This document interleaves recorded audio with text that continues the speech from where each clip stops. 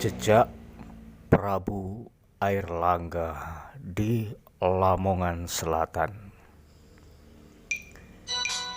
Jika ditarik ke belakang berdasarkan historis kronologis sejarah yang telah diakui oleh para sejarawan dan telah dibingkai resmi menjadi sejarah keindonesiaan, dikatakan bahwa daerah Lamongan bagian selatan berkaitan erat dengan historis napaktilas Prabu Airlangga. Meskipun sebenarnya kerajaan besar Jawa Timur lain seperti Mojopahit dan Singosari juga wilayah kekuasaannya meliputi daerah-daerah pesisir Jawa Timur, tak terkecuali Lamongan Selatan.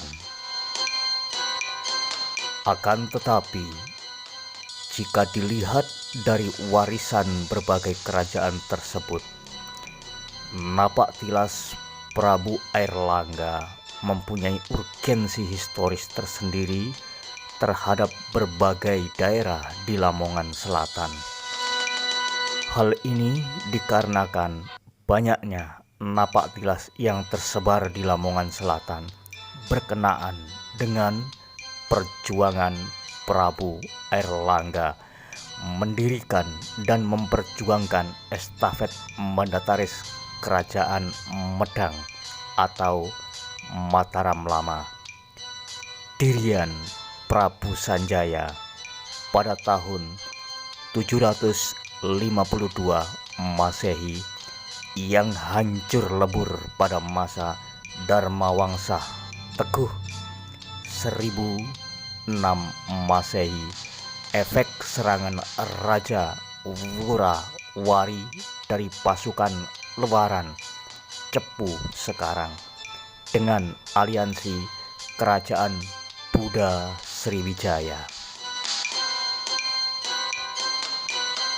Dalam catatan yang terangkum pada sejarah keindonesiaan dikatakan bahwa peristiwa hancur luluhnya Kerajaan Medang tersebut dikenal dengan nama Mahapralaya yang menewaskan hampir tokoh-tokoh ternama Kerajaan Medang, termasuk Raja Dharmawangsa Teguh dan istri Airlangga Muda sendiri. Sedangkan Airlangga Muda berhasil lolos dari tragedi maut atas bantuan dari pengasuhnya Empu Narotama bersama sedikit pengikutnya yang berhasil lolos dari tragedi Pralaya. Prabu Airlangga menjelajah daerah Jawa Timur bagian utara seperti Jombang, Mojokerto, Lamongan, Pasuruan, dan sekitarnya. Konon Sendang Made di Kudu, Jombang merupakan salah satu tempat pertapaan dalam proses pelarian Prabu Airlangga. Melalui pertapaan, disitulah kononan Prabu Airlangga mendapat wangsit untuk meneruskan perjuangan Kerajaan Medang atau Mataram Lama hingga berhasilnya mendirikan Kerajaan Kahuripan dengan Prabu Airlangga sebagai raja pertamanya. Pada masa-masa awal pemerintahannya, Kerajaan Kahuripan kerap berpindah pusat pemerintahannya guna melindungi diri dari serangan musuh yang terbilang kuat, apalagi Kerajaan Sriwijaya merupakan ancaman nyata karena saat itu posisi Kerajaan Kahuripan masih terbilang lemah dukungan. Alasan ini pula yang juga menyebabkan Raja Airlangga memutuskan untuk berpindah-pindah ibu kota guna sekaligus berusaha mengambil hati dan dukungan daerah baru yang ditempati. Banyak versi sejarah tentang daerah di mana saja yang pernah dijadikan ibu kota pemerintahan Kahuripan.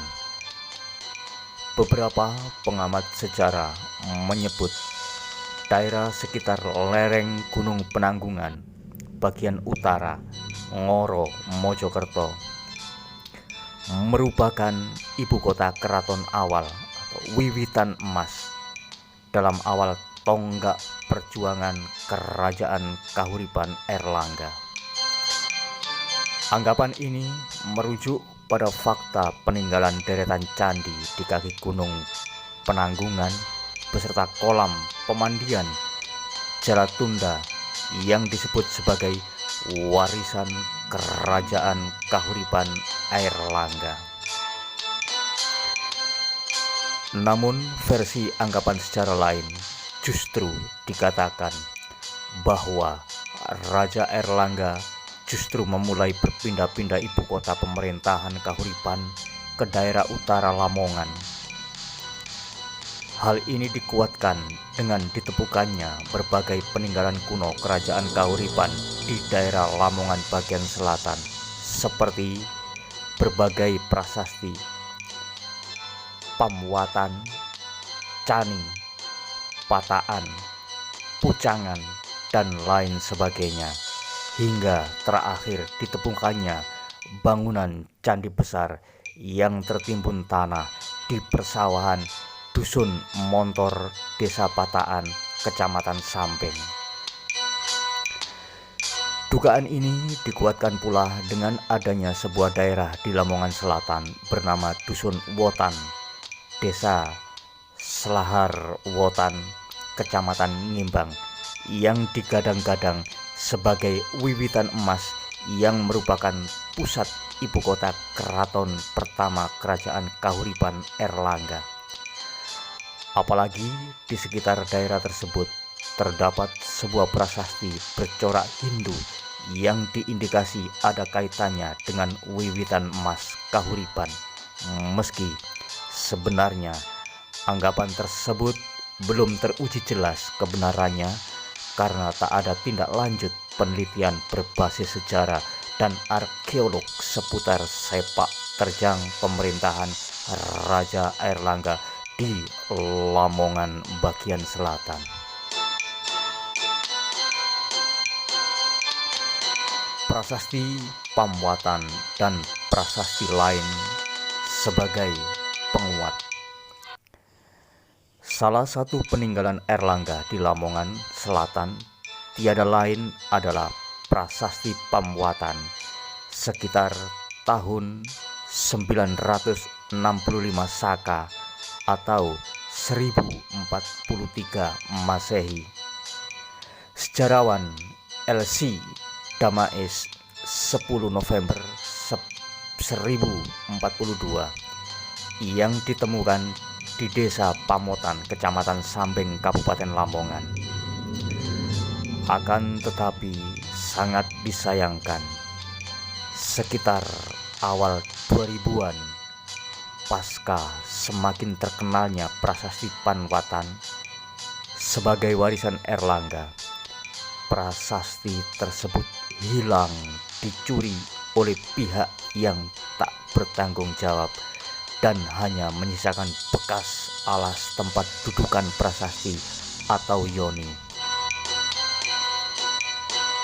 Minimnya kepedulian dan pengamanan dari masyarakat setempat menjadi salah satu penyebab utama raibnya prasasti legendaris Raja Airlangga tersebut. Dikatakan legendaris sebab prasasti yang berbahasa Jawa kuno tersebut memuat pemaparan tentang ibu kota keraton baru kerajaan Kahuripan Airlangga yang melalui prasasti tersebut diperkirakan adalah daerah yang disebut Dahara Pura atau Daha.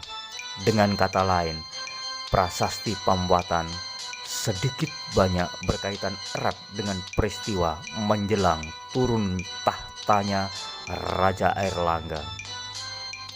namun tak diketahui jelas tentang di manakah letak daerah yang disebut Dahanapura atau Daha tersebut, karena tulisan bagian bawah prasasti Panwatan tidak nampak jelas. Beberapa kalangan menganggap bahwa daerah yang disebut Dahanapura atau Daha adalah Pamaton sendiri. Ada pula pihak yang mengaitkan dengan daerah Daha di Kediri, mengacu pada realita bahwa Raja Airlangga menjelang turun tahta membagi kerajaannya menjadi dua kerajaan, Jenggala dan Panjalu Kediri.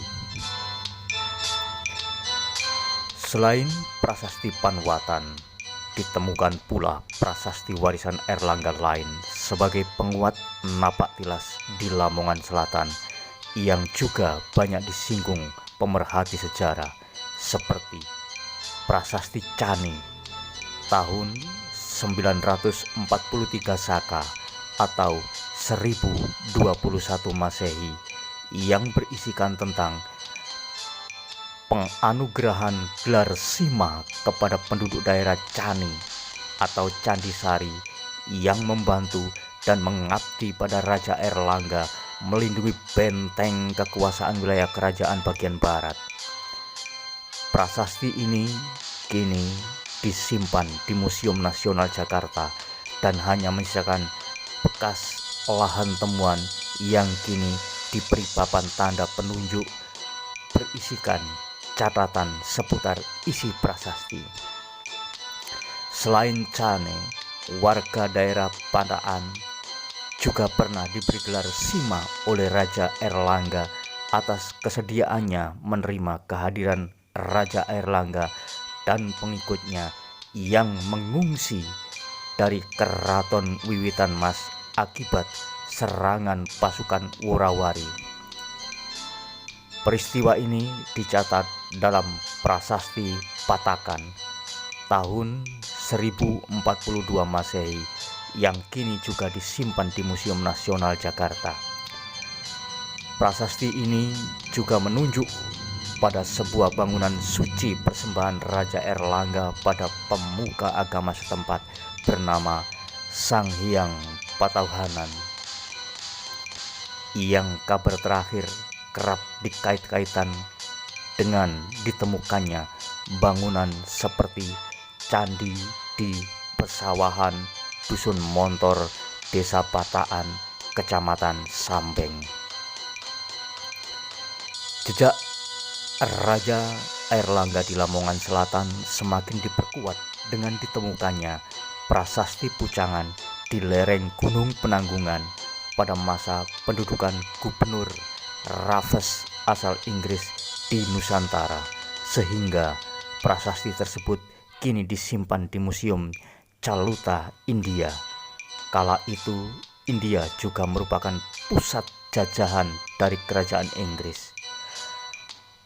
Adapun yang disinggung dalam prasasti ini salah satunya adalah tentang pemaparan adanya pertapaan di daerah Pucangan atau Ngusikan, Jombang, yang diindikasi merupakan tempat uzlah Raja Airlangga pasca turun tahta dan pembagian wilayah.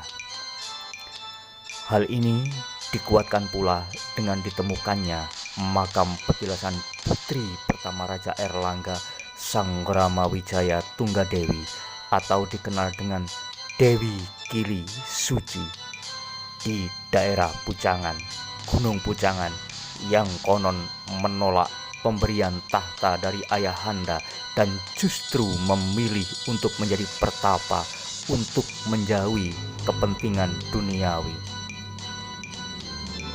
Selain petilasan Dewi Kili Suci di Gunung Pucangan yang didapati petilasan beberapa pengikut setia Dewi Kili Suci, yang salah satunya adalah tokoh pemuda berjuluk Maling Caluring karena kebiasaannya mencuri harta bangsawan yang tamak dan membagikan harta tersebut pada kalangan yang membutuhkan. 4 prasasti Airlangga di atas merupakan prasasti utama yang kerap disinggung para sejarawan berkenaan dengan napak tilas kerajaan Kahuripan Raja Airlangga di Lamongan Selatan. Sebenarnya masih banyak lagi temuan prasasti di Lamongan Selatan yang kerap dikaitkan sebagai pihak dengan Airlangga, namun jarang disinggung para sejarawan karena minimnya penelitian seperti Prasasti Sumbersari 1 dan 2, Prasasti Lawan, Prasasti Nogojatirasari, Prasasti Garung, Prasasti Wotan, Prasasti Sendangrejo, dan lain sebagainya. Demikian secara singkat tentang pelarian Prabu Airlangga di Lamongan Selatan. Semoga menambah pundi-pundi ilmu pengetahuan kita.